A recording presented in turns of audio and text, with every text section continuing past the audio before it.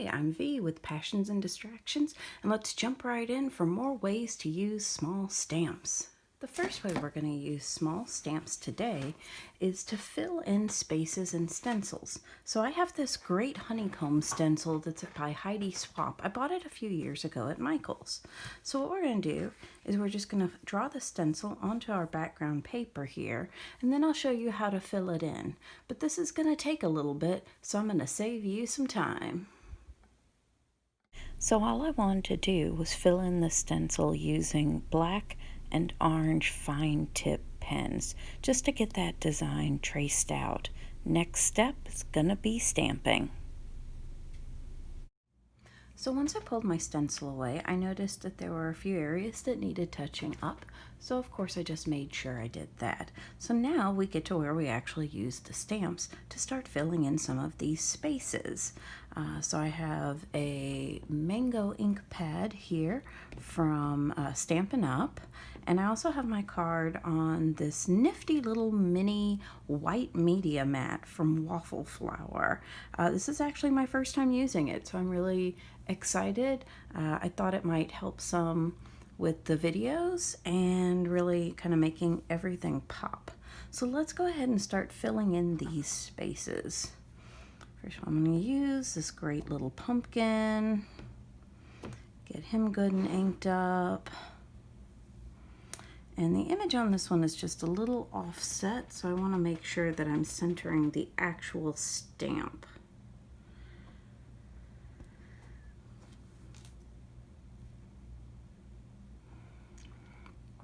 Excellent. So what I'm going to do now is I'm just going to go through and I'm going to just pick some different places where I want to stamp everything, and then we'll come right back. So let's speed this one up a little bit. Of course, I'm just going to keep it simple. I'm stamping the orange sentiments in the orange hexagons and the black sentiments in the black hexagons. I really liked how it looked with just a few central images, and what I'm going to do now is I'm going to go back and I'm going to color in the hexagons that I left empty. Just to go ahead and fill in that space. Now I of course could have filled in the entire thing with images, but I wanted to keep it maybe just a little bit simpler. So let's go ahead and watch that.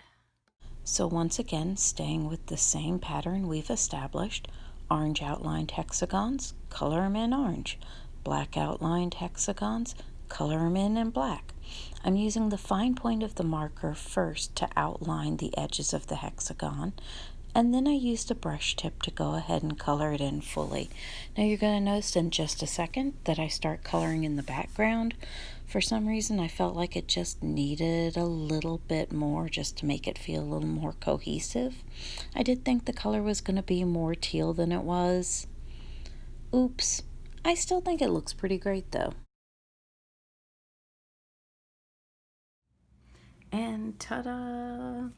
There will be close-up pictures of this on my blog, of course. Now let's see what else we can do with small stamps. So the next way that I thought would be a great way to use small stamps would be to accent bigger stamps. Now, full confession here, as I go ahead and color this in because I don't want a plain white stamp. But full confession, I thought I had some bigger stamps with bigger open space. As it turns out, I actually have very little that fits that. You know, it seems like most things that I buy have just a lot of detail in them, or it's a stamp image where maybe there isn't as much detail, but it might not necessarily make a lot of sense to have something stamped into it. So I'm thinking something like, you know, a flower or things like that. Now it would be pretty cute if you stamped a flower and then stamped that little spider hanging off of it. You could certainly do that, but that's not where we're going with this today. So I found this to-go cup in a Hero Art set. So like a to-go coffee cup. And I'm just going to go ahead and use that because it has a little bit of open space.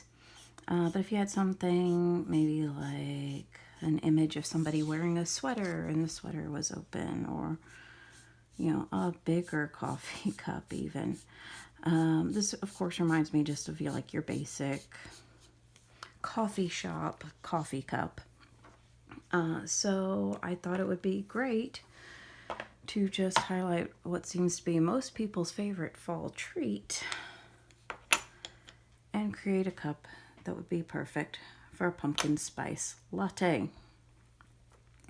Now, you could, of course, do a version of this where you stamp on it and you kind of make it like the Starbucks red cup, where there's a whole big design. You know, I really leave it up to you. But since I'm working with Halloween, but I'm also looking for ways to use it outside of Halloween, this seemed like a great fit. You could, of course, use something like this cute little kitty stamp. You could do pretty much anything you wanted on it, but I kept it really simple and just wanted to do the pumpkin spice latte. And then I can turn around, trim this out, and put it on a card front, put like a little blob of paint behind it, anything like that. And next thing you know, that little stamp has become part of a big focal point. So speaking of making them a focal point, we're going to take all of the stamps again and put them together in a very organized fashion. And then we're just going to reduce the amount of space that we have to work with. But let me just go ahead and show you what I mean. So I'm just briefly tracing around the stamps, the outside and then each individual. So this is the result of that tracing. We end up with a rectangle with each individual stamp space traced out. And then I go through and I just make sure that I'm lining up the pencil lines with the wire, and I'm just trimming it down. So I start by trimming off the borders, and then I will ultimately trim it down into individual rows, and then finally the tiles. Now, in hindsight, I could have, and maybe even should have, stamped the images first and then trimmed it down. But I wasn't as confident in my trimming skills as I was in my stamping skills, which is unusual for me. So this felt like a better way just to handle it. I think you could do either way. This is the way I chose. Who knows what I would do next time, even if it were just an hour from now with more coffee in my system. Okay, so because I forgot that when I scroll from video to time lapse, it actually has a stop in between on slow-mo. You missed the part where I am stamping out all of these individual tiles. Doesn't matter, came out great. So we're just going to move on to the part where I lay these out on my card back. So what I find is the most helpful is to just go ahead and lay it out. Lay out my top row and my bottom row, because those are sort of my anchors. And then I can go in and just fill in all of these other little tiles. So just really laying them out just like that. And you see that with just a little bit of spacing and that sort of thing, it actually makes up for the fact that they're not all 100% the same size. Now would be a great time too if I felt like maybe one row was a little bit wonky. If I wanted to go ahead and trim that down, make it fit a little bit better. Sort of like I'm looking at this bottom row. I might go through and just trim those down just a little bit. We'll see. Actually, may not be so bad. But you can, of course, totally do that because you're adding spacing, and it doesn't have to be exact. Remember how I mentioned before, like, you're your worst critic? This would be one of those times. So yeah, so I think that looks pretty great. So I'm just going to go ahead and glue these down real quick. All right, and there you have it, the result of all the gluing. So we have this really great card front that I can then just take and immediately stick down onto a card base. Let's see what else we can do. So now I decided that I wanted to watercolor a background. So I just used a circle punch to create a little template, and I traced out the circles. And then I'm just going through and very organically just painting them in. You could have eyeballed it. I chose to use a template, so just a little bit of water, really basic watercolor set, and you have a background. Then I'm just going through and I'm stamping on the designs. Just very quick, very basic.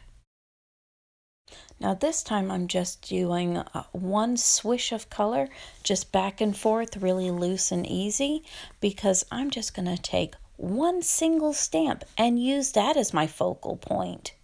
And here it comes. Ta-da! Boom! So here's one more chance to look at the finished watercolor cards. So this one is completely finished. All I have to do is flatten it under a book and then I can glue it to a card front. This one I will probably be adding, well, there's no probably to it. I know me. I'll be adding a matted sentiment to the bottom. Happy Halloween, spooky time, something like that. Well, okay, not this particular one because that smudge, obviously not acceptable. But you still get the idea of how just one stamp, even though it's pretty small, can serve as the main focal point image. So I thought I was done with this card, and then I decided that I wanted to add a couple of more stamps because I decided a triptych would look cute, and then I'd put a printout underneath that says Live, Laugh, Haunt. I am so hilarious. I hope you've enjoyed seeing even more ways to use your small stamps. If you did, be sure to leave a thumbs up, leave a comment. I love hearing from you. And don't forget to click subscribe and click the bell so you can be notified when I post again. See you next time.